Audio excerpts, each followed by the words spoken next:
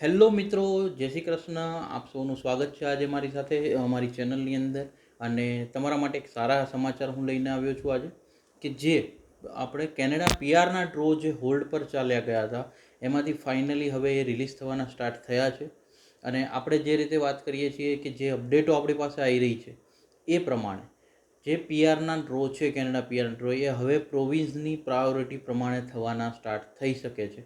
અને એ જ પ્રમાણે જે બ્રિટિશ કોલંબિયા છે એમના તરફથી અત્યારે એક લેટેસ્ટ ઇન્વિટેશનો જે આવ્યા છે એનો ડ્રો રિલીઝ કરવામાં આવ્યો છે. આગળ વિડીયોમાં હું તમને ડિટેલમાં ચર્ચા કરીશ કે કઈ ફિલ્ડ છે, કઈ ફિલ્ડ માટે સિલેક્શનો વધારે થયા છે. ડિટેલ હું તમને આખી આપીશ. તમે આખો વિડીયો જોશો, પ્રોપર વિડીયો જોશો અને પૂરો વિડીયો જોશો તો તમને ટોટલ સમજાઈ જશે. અને મેં તમને કીધું રીતના spread education, support education maximum લોકો સુધી શેર કરજો.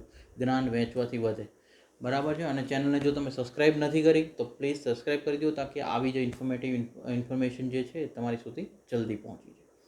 હવે વિડીયોમાં આપણે આગળ વાત કરીએ કે જે લેટેસ્ટ અપડેટો માર્ક મિલર તરફથી આવી રહી છે, જે ફેડરલ ગવર્મેન્ટ કેનેડા જે છે એમના ઇમિગ્રેશન મિનિસ્ટર છે, એમની વાતમાંથી એક જ વસ્તુ જાણવા મળે છે કે જે પ્રોવિન્સ એટલે કે જે પ્રોવિન્સની ડિમાન્ડ હશે એને પહેલી પ્રાયોરિટી આપવામાં આવશે. પીઆરની અંદર જે રિક્વાયર્ડ ફિલ્ડ હશે, જે લોકોનું ઓક્યુપેશન રિક્વાયર્ડ હશે, એનઓસી કોડ્સ છે યા ઓક્યુપેશન છે, એને ફર્સ્ટ પ્રાયોરિટીઝ આપવામાં આવશે. બીજી વસ્તુ હું તમને કહું કે આ જ પ્રાયોરિટી પરથી એક એવી પ્રાયોરિટીની વાત આવી હતી વચ્ચે કે જ્યારે પ્રોવિન્સ ગવર્મેન્ટની રિક્વાયરમેન્ટ ફૂલફિલ થઈ જાય તો ત્યારબાદ પ્રોવિન્સે એવું ધ્યાન રાખવું કે ઓવરઓલ ફેડરલ ગવર્મેન્ટને કયા એનઓસી કોડ અથવા કયા ઓક્યુપેશન્સની ડિમાન્ડ છે એ પ્રમાણે ડ્રો રિલીઝ કરવાની વાત હતી. જે પ્રમાણે હવે કદાચ ઇમ્પ્લિમેન્ટ થતું દેખાઈ રહ્યું છે અને બહુ સારી રીતે એક પ્રોપર મેનેજ કરીને બ્રિટિશ કોલંબિયાએ જે ડ્રો રિલીઝ કર્યો છે એમાં હું તમને વાત કરું, ટોટલ 75 કેન્ડિડેટ્સને આઈટીઆઈ ઇસ્યુ કરવામાં આવ્યા છે. આ 75 કેન્ડિડેટ્સની અંદરથી 50 કેન્ડિડેટ એવા હતા કે જે લોકો ટેક તરફથી હતા, જે લોકોનો એક્સપિરિયન્સ જે છે ટેકની અંદર હતો. હવે તો કે આ લોકોનો મિનિમમ સ્કોર શું, તો કે 122 એટલીસ્ટ ટેકવાળા 122ના સ્કોર પર 50 લોકોને આઈટીએ બ્રિટિશ કોલંબિયાએ ઇસ્યુ કર્યા છે. બટ 122નો સ્કોર એટલે થોડું હાઈ ગયું કહેવાય, કે જ્યાં આગળ રિક્વાયરમેન્ટ હાઈ હશે અથવા એક્સપિરિયન્સ હાઈવાળાને પ્રાયોરિટી આપવામાં આવી છે. ત્યારબાદ આપણે વાત કરીએ કે 6 એવા ઇન્વિટેશન રિલીઝ કરવામાં આવ્યા છે જે ચાઇલ્ડ કેરની અંદર છે, જે લોકોને અર્લી ચાઇલ્ડહુડની અંદરની કેટેગરીની અંદર પ્રાયોરિટીમાં લેવામાં આવ્યા છે. આવા 6 લોકોને ઇન્વાઇટ કરવામાં આવ્યા છે પીઆરની આગળની પ્રોસેસ માટે. 9 કન્સ્ટ્રક્શન વર્કર્સને લેવામાં આવ્યા છે. આપણે ઓલવેઝ વાત કરતા રહીએ જ્યારથી બી અપડેટ આવે છે ત્યારથી, કે કેનેડાની ફ્યુચરની હાઈ ડિમાન્ડની અંદર અર્લી ચાઇલ્ડહુડ છે, હેલ્થકેર વર્કર્સ આવશે, કન્સ્ટ્રક્શન વર્કર્સ આવશે, આઈટી અને ટેકવાળાની વાતો આવશે. તો આ જ પ્રાયોરિટીને ફોકસ કરીને આ જે ડ્રો છે રિલીઝ કરવામાં આવ્યો છે.